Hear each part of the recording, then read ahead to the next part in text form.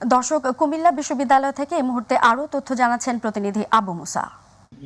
ধন্যবাদ আপনাকে। আমি আছি এই মুহূর্তে কুমিল্লা বিশ্ববিদ্যালয়ে। আপনারা দেখছেন আমার এই ঠিক পিছনে একটি মানববন্ধন অনুষ্ঠিত হচ্ছে। এখানে লোক প্রশাসন এবং প্রত্নতত্ত্ব দুটি বিভাগের শিক্ষার্থীরা মূলত আজকের এই মানববন্ধনটি করছেন। তো আজকের এই মানববন্ধনের বিষয়টি যদি আপনাদেরকে একটু জানাতে চাই, আসলে এই দুটি বিভাগের যে দুজন শিক্ষকের উপরে কিন্তু গত 28শে এপ্রিল যেই শিক্ষকদের উপরে হামলা হয়েছিল, সেই হামলার শিকার কিন্তু এই দুটি বিভাগের দুজন শিক্ষক হামলার শিকার হয়েছিলেন।